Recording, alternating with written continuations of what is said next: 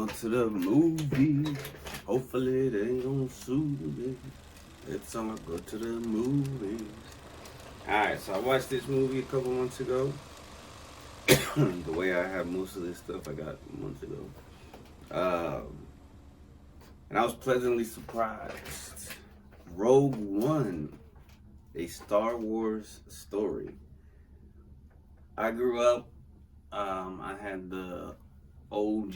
I'm talking about the triple OG trilogy on VHS. Episode 4, 5, and 6. And then as 1, 2, and 3 came out, I had those as well.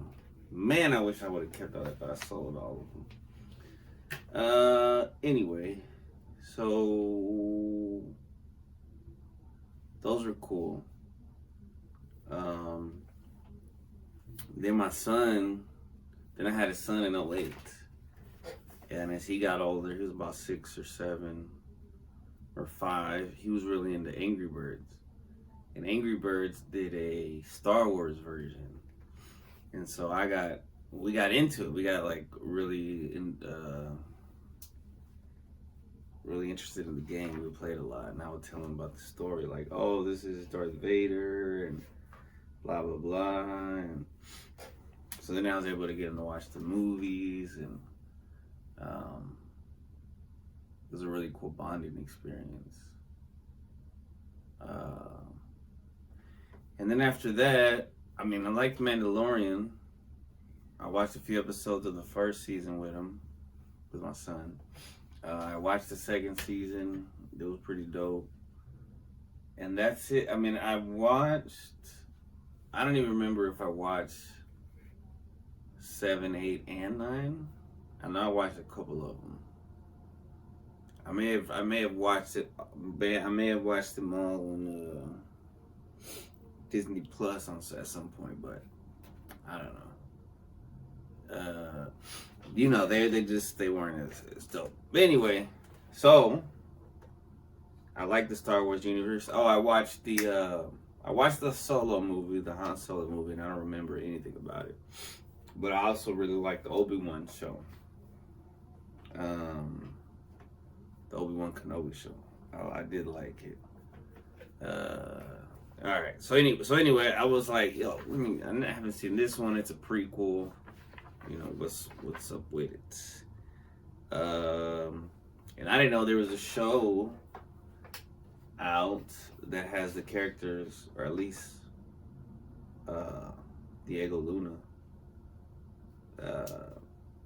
It's like a prequel to this prequel. It's a prequel series to the prequel movie. So Rogue One, a Star Wars story, is a 2016 epic space opera film directed by Gareth Edwards and written by Chris Waits and Tony Gilroy, produced by Lucasfilm and distributed by Walt Disney Studios Motion Pictures. It is the first Star Wars anthology film and a prequel to Star Wars 1977. It stars Felicity Jones, Diego Luna, Ben Mendelsohn, Donnie Yen, Mads Mikkelsen, Alan Tudyk, sorry if I'm saying all these names wrong, Riz Ahmed, yo, what a name, Jane Nguyen, and Forrest Whitaker. Set a week before the events of Star Wars, Rogue One follows rebels who steal the schematics for the Galactic Empire's ultimate weapon, the Death Star. It details the Rebel Alliance's first effective victory against the Empire, as referenced in the Star Wars opening crawl. Felicity Jones as Jyn Erso, a young renegade who is detained for her crimes against the Empire until she is freed by the Rebel Alliance to help steal the plans for the Death Star. Bo Gadson as 8-year-old Jyn, and then her sister Dolly Gadsden as 4-year-old Jyn. Diego Luna as Cassian Andor. Oh, that's what the show is called, Andor. Which I kind of want to watch it because of how good this movie was. A rebel captain and intelligence officer. Ben Mendelsohn as Orson Krennic, the director of advanced weapons research for the Imperial military. Donnie Yen as Chirrut Imwe, a blind warrior who believes in the Force but is not a Jedi or a Sith. He is said to be one of the Guardians of the Wills. Mads Mikkelsen as Galen Erso is pretty cool. He's the one who played in the series Hannibal. He plays Hannibal, and then he's also the bad guy in the first Doctor Strange.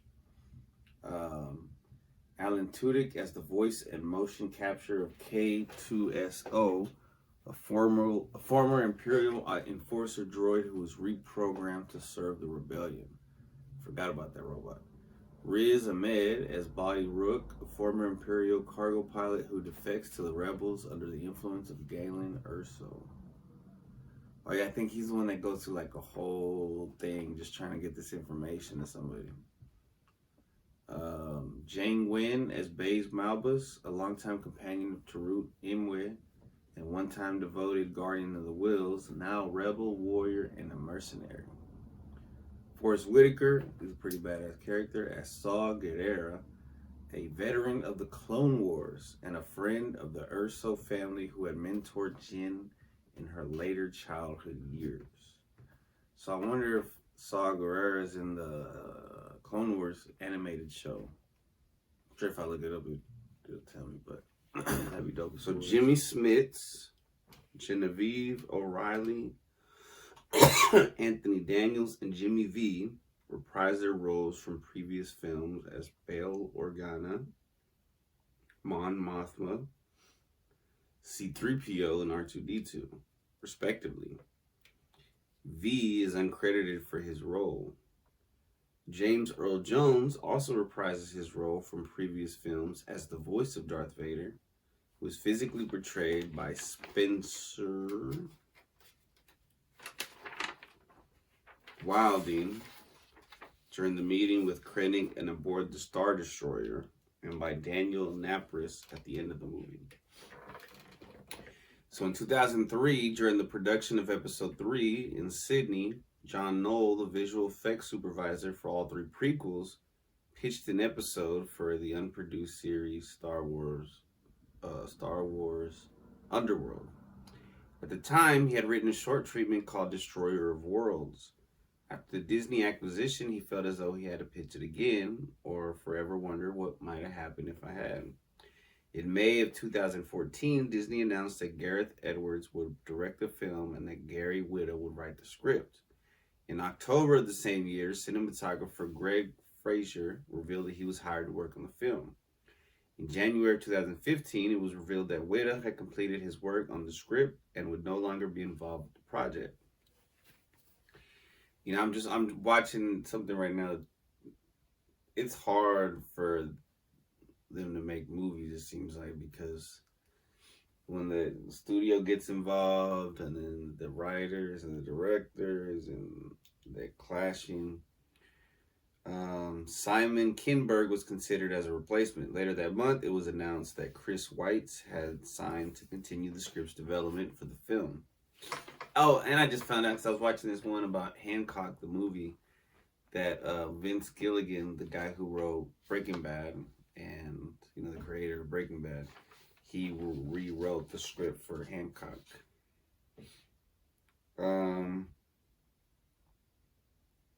So in March of 2015, the title Rogue One was officially revealed. Edwards stated the style of the film would be similar to that of a war film, stating it's the reality of war. Good guys are bad, bad guys are good. It's complicated, layered, a very rich scenario in which to set a movie. Indeed.